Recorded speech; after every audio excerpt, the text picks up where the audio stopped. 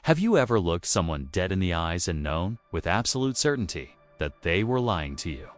They were smiling. Their posture was relaxed. Their body language was completely open, but deep down in your gut, an alarm bell was ringing. Something was wrong. The words coming out of their mouth simply did not match the reality you were sensing. For decades, the self-help industry has fed us the exact same lie. They tell you that if you want to know if someone is deceiving you, you must look at their body language. They tell you to look for crossed arms. They tell you that if someone looks up and to the left, they are lying. But here is the terrifying truth that FBI profilers, expert interrogators, and clinical psychologists know all too well. Body language can be faked. A smart liar knows exactly how to make eye contact. A manipulator knows exactly how to smile warmly. If you rely on body language, you are going to get played. So, how do the real experts read minds? They don't look at how someone sits. They listen to the hidden code in what they say. We are diving into the science of psycholinguistics. Based on the brilliant work of Dr. David J. Lieberman in his book, Mindreader. We are going to decode human intentions just by analyzing the structure of sentences. By the time this audio is over, you will never hear a simple conversation the same way again. Let us begin with the first law of human deception, the Detachment Principle. To understand how to read a mind, you first have to understand what happens to a human brain when it lies. When you tell the truth, your brain is relaxed. You're simply retrieving a memory. You own that memory. Because of this, honest people naturally insert themselves into their stories. They proudly and comfortably use the pronoun I. But when someone is lying, their brain is doing extreme mental gymnastics. It is creating a false reality out of thin air. And subconsciously, the human brain feels guilty, stressed, and afraid of this false reality. So, what does it do? It tries to build a psychological wall between the speaker and the lie itself. Dr. Lieberman calls this distancing language. Imagine you are a manager. A highly confidential file was leaked from your department. You call your top suspect into the office and ask a direct question. Did you leak that file to the press? Listen carefully to this response. That file was secure. The press shouldn't have access to those documents. It is a complete breach of protocol. Did you catch it? It happens in a fraction of a second. There is not a single I in that entire response.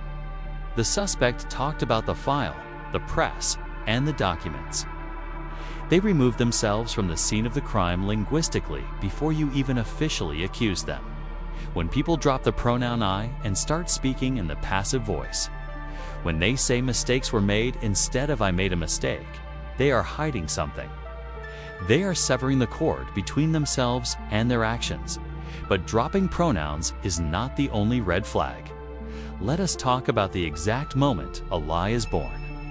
Dr. Lieberman points out that crafting a believable lie takes processing power. The brain literally needs milliseconds to invent a story that makes logical sense, but silence is awkward. If you ask a question and the person just stares at you in dead silence for 5 seconds, you will instantly know they are lying. So, they need a filler. They need to buy time. And how do they do it? They use the echo technique. Imagine confronting a partner. You find a strange receipt for $200 at a jewelry store in their coat pocket. You hold it up and ask, "Why did you spend $200 at a jewelry store yesterday?"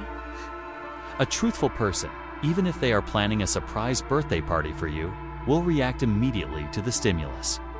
They might panic and say, "Oh no, don't look at that. It is a surprise." But a liar will echo your words back to you to buy themselves 3 crucial seconds of processing time.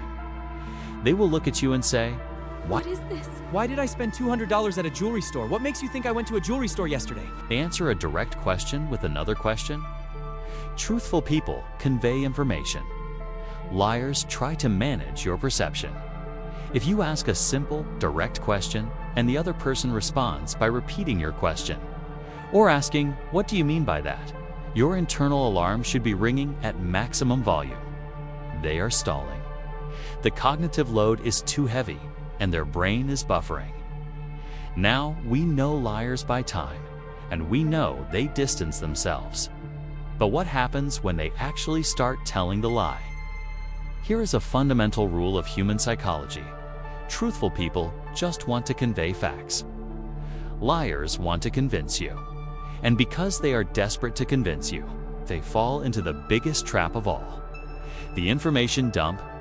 Think about the last time you asked someone a very simple question, and you received a Hollywood screenplay in return. Let's say you ask an employee why they are an hour late to work. An honest person who genuinely got stuck in bad traffic will give you a boring, straightforward answer. They will say, there was a massive accident on the highway. Traffic did not move for 40 minutes. Story over. They do not care if you believe them or not, because in their brain, it is a pure, undeniable fact. But the liar feels a massive void of credibility. They feel the emptiness of their own deception. So, they try to fill that void with useless details. They will say, you won't believe it. I woke up at exactly 6:30, just like always, but then my dog got sick on the living room carpet. So I was cleaning the carpet with that new spray I bought from the store. Stop right there. Why are they telling you about the dog? Why are they telling you about the brand of cleaning spray? Why the coffee? Dr. Lieberman explains that liars focus heavily on the prelude to the main event. They think that by painting a highly detailed, intricate picture of the morning, the ultimate lie being late because they simply overslept will magically seem more believable. If someone is giving you a backstory that rivals a novel just to explain why they missed a phone call, they are overcompensating. They are lying. Let us pivot slightly. Mindreading is not just about catching lies. It is also about reading power dynamics and true intentions. How do you know if the person sitting across from you is genuinely confident or if they are terrified and just putting on a show? We are conditioned to believe that confident people are loud. They take up space. They talk a lot. But true behavioral analysis tells us the exact opposite. Arrogance is loud. Confidence is quiet. Dr. Lieberman introduces a technique that is absolutely devastating in its accuracy. It is the sneak peek method. When most people listen to someone speak, they watch them while the words are coming out of their mouth. But if you want to read their mind, you need to watch what they do the exact second they stop talking. A person who is insecure, or someone who is lying, deeply needs external validation. They are essentially performing a play for you. And what does an actor do when the scene is over? They wait for the applause. When an insecure person finishes making a point, you will notice their eyes immediately scan the room. They will look directly at your face to see if you bought it. They are checking for your reaction. Did you smile? Did you nod? Do you believe them? But a truly confident person. A person telling the absolute truth. They do not need your validation. When they finish speaking, they might look down, take a sip of water, or simply rest their gaze. They are not frantically scanning your face because they do not care if you buy it or not.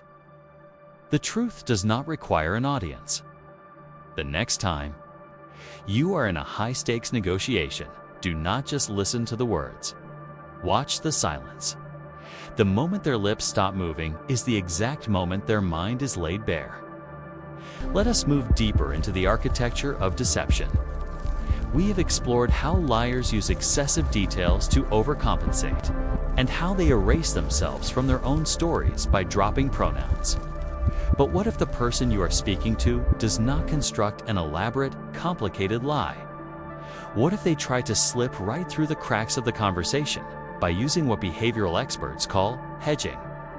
Dr. Lieberman introduces a critical concept known as the soft sentence. In a high-stakes situation, a person who is entirely innocent will state facts clearly, sharply, and definitively. A person who is hiding something, however, often fears the absolute nature of a direct lie. Their brain desperately wants an escape route just in case they are caught later. So, they subconsciously use safety nets.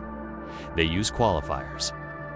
They will use words like mostly, basically, pretty much, or to be completely honest. Imagine you are confronting a roommate or a family member about $50 that went missing from the kitchen counter.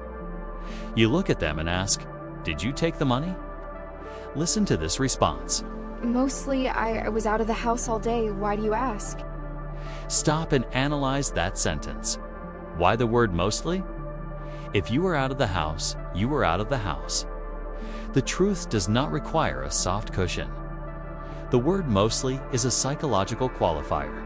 It gives them a back door. If you later prove that they were in the house for 10 minutes around noon, they can protect their ego by saying, "Well, I said I was mostly out." When you hear these subconscious safety nets, you are not hearing a factual answer. You are hearing a psychological contract that allows them to get away with a half-truth. Every single time you hear a mostly, a basically, or a frankly, your internal decoder must sound the alarm. The truth stands alone. It does not need a qualifier to hold it up. Now, consider what happens when you finally back a liar into a corner. What happens when your questions become too precise and their soft sentences are no longer working? They resort to the oldest defense mechanism in human history, the attack. There is a profound psychological rule you must remember. When an honest person is wrongly accused of something, their primary goal is to clarify the misunderstanding. They want to explain. They want to bring the facts into the light because the facts are their best defense. But when a guilty person is accused, they do not have the facts on their side because they cannot defend their actions. They must attack the accuser. Let us say you asked a coworker about a project file that was mysteriously deleted. Did you delete my presentation from the shared drive? If they are innocent, they will say, "No, I didn't touch it. Let's check the system logs and see what happened." They act as your ally in solving the mystery. But if they are guilty, they will immediately go on the offensive. They will say, I cannot believe you are accusing me of this. I have been working at this for 5 years. I helped you with spec clients. You are incredibly paranoid. "You are incredibly paranoid." Notice what just happened. They did not actually answer the question. Instead, they manufactured a completely different crisis. Your audacity to ask the question in the first place. They play the victim. They use righteous indignation to make you feel guilty, hoping that your guilt will force you to drop the investigation. It is a psychological smokescreen. If you ask a simple question and the response is an immediate, explosive attack on your character, do not back down. You have just struck a nerve. You have found the truth hidden beneath their anger. So, how do you bypass these defenses entirely? How do you force a liar to reveal themselves before they even realize they are caught? You use a linguistic trap known as the presumptive question. Amateur interrogators ask yes or no questions. They ask, "Did you do it?" This gives the liar a 50-50 chance to escape. They just have to say no, and the burden of proof is back on you. A master Mindreader does not ask if someone did something. They ask how or why they did it. They create the illusion that the truth is already known. Imagine, you suspect an employee of leaving the office for 3 hours in the middle of the workday without permission. Do not ask, "Did you leave the office today?" Instead, look them in the eye. Keep your voice completely calm. And ask, "When you left the office for 3 hours this afternoon, did you at least make sure the front door was locked?" You are not asking them for a confession. You are embedding the accusation inside a mundane logistical question. You assume the premise is true. If the employee is truly innocent, their brain will immediately reject the premise of the question. They will stop you and say, "Wait, what are you talking about? I never left the office." But a guilty employee will be entirely focused on the trap you just laid. Their brain will panic and they will try to argue the details instead of the premise. They might stutter and say, I didn't leave for 3 hours. It was only 45 minutes. And in that exact moment, the game is over. By trying to negotiate the severity of the crime, they have completely confessed to committing it. Finally, we arrive at the most sophisticated mind-reading tool of all, recognizing inconsistency. A liar is essentially a person operating with two brains. One brain is busy managing the lie. The other brain is busy trying to act like a normal person. This creates a massive internal conflict, and it always leaves a behavioral trace. Do not look for one single mistake. Look for a pattern that simply does not hold up. Look at how a person acts before you ask the hard question versus how they act the second after you ask it. Imagine a colleague is giving a presentation. He is polite, calm, charismatic, and smiling at everyone in the room. But as he walks out of the boardroom, a junior assistant accidentally bumps into him, and he brutally snaps at her, his face twisting with rage. Which one is the real person? It is a trick question. The polite presenter is a tool. It is a mask worn to achieve a specific goal, winning over the executives. The sudden, unprovoked rage is the core trait bleeding through the cracks. True human decoding means seeing both the mask and the true face simultaneously, and noticing where they do not overlap. When someone's words say one thing, but their raw, unguarded reactions say another, always trust the action that provides them with the least amount of social benefit. People will fake kindness to get what they want. They rarely fake cruelty. Mindreading is not magic. It is not telepathy. It is the disciplined art of paying attention to the things that everyone else ignores. It is hearing the missing pronoun. It is feeling the pause before an echoed question. It is recognizing the desperate, overstuffed details of a guilty conscience. You are no longer a passive participant in your conversations. You have the code.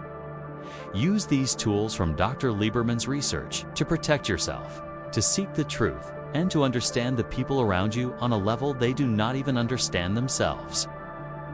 The next time someone speaks to you, do not just listen to what they want you to hear. Listen to what they are trying to hide. Asterisk, if you want to master the psychology of deception, uncover hidden truths, and stay one step ahead of the manipulators. You are exactly where you need to be. Subscribe to Report Crime right now. Hit the notification bell so you never miss a psychological breakdown. The truth is always hiding in plain sight, but you have to know how to listen. Stay sharp, trust your instincts, and I will see you in the next case.